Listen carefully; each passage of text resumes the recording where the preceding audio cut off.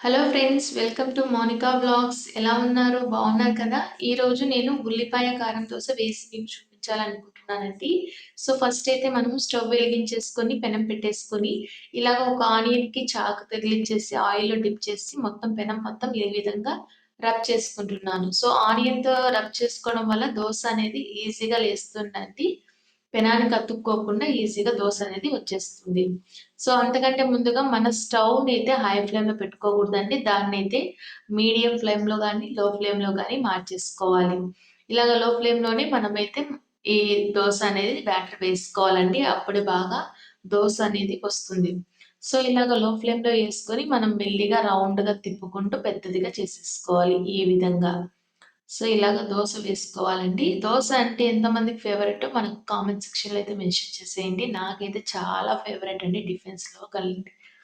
ఇలాగ వేసేసుకున్న తర్వాత మనమైతే ఒక గె చెలాకు ఉంటుంది కదండీ! చెలాకు ఆయిల్‌లో ముంచేసుకొని అలాగా కొద్దిగా కార్నర్‌లో వేసేసుకోవాలండి ఆయిల్ మొత్తం గూడా. ఇలాగ ఆయిల్ వేసుకున్న తర్వాత మరో 2 నిమిషాలు ఉన్నాక చూసారా ఎంత బాగా లేసేసిందో దోస అనేది. ఈ విధంగా వేసేసుకొని నేను 2 వైపులా కాల్చుకుంటానండి. నాకు 2 వైపులా కాల్చుకోవడం అంటే ఇష్టము. సో, మీరు ఒక వైపైనా కాల్చుకోవచ్చు.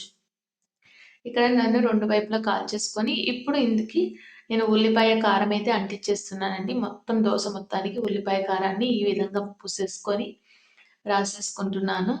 సో, ఈ ఉల్లిపాయ కారం దోస అనేది మన ఆంధ్ర ఫేమస్ అండి. చాలా మందికి చాలా ఇష్టంగా తింటారనుకుంటాను నేను. నాకైతే చాలా ఇష్టమండి కారం దోస. సో, ఇప్పుడు మనము ఈ కారం మీదనే మనం పప్పల పొడి అని కూడా ఇది కూడా చల్లుకుందామండి. పప్పల పొడి అంటే తెల్ల పప్పులుంటాయి గదండీ! అదిను, ఎండుమిర్చిను, సాల్ట్ వేసేసుకొని చేసేసుకున్నానండి. ఇలాగా అయిపోయిన తర్వాత మనము లాస్ట్‌కి కొద్దిగా ఆయిలేసేసుకొని దోసని ఇలా మడతపెట్టేసుకొని తీసేసుకొని ఒక సర్వింగ్ ప్లేట్‌లో పెట్టేసుకోవడమే. సో, దీన్ని టేస్ట్ చేసి మీకు ఎలా ఉందో కూడా చెప్పండి. చాలా బాగుంటుందండి ఉల్లిపాయ కారము. ఈ ఉల్లిపాయ కారం ఎలా చేయాలో చెప్తాను చూడండి ఇక్కడ. నేనైతే 2 ఆనియన్స్ తీసేసుకొని, అలాగే 4 ఎండుమిర్చి తీసుకున్నానండి. ఈ ఉల్లిపాయల్ని ఫస్ట్ మిక్సీ జార్‌లోకైతే వేసేసుకోవాలండి.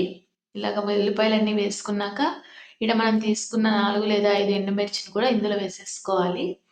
అలాగే హాఫ్ టేబుల్ స్పూన్ సాల్ట్‌ని కూడా నేను ఇందులో వేసేస్తున్నానండి.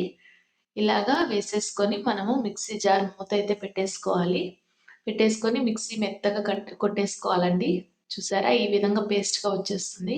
సో, దీన్నే మనము ఉల్లిపాయ కారం అంటామండి. సో, ఇలాంటి మరెన్నో వీడియోస్ కోసమైతే మీరు మన ఛానల్‌ని లైక్ చేయండి, షేర్ చేయండి, సబ్స్క్రైబ్ చేసుకోండి. మీ సపోర్ట్ నాకు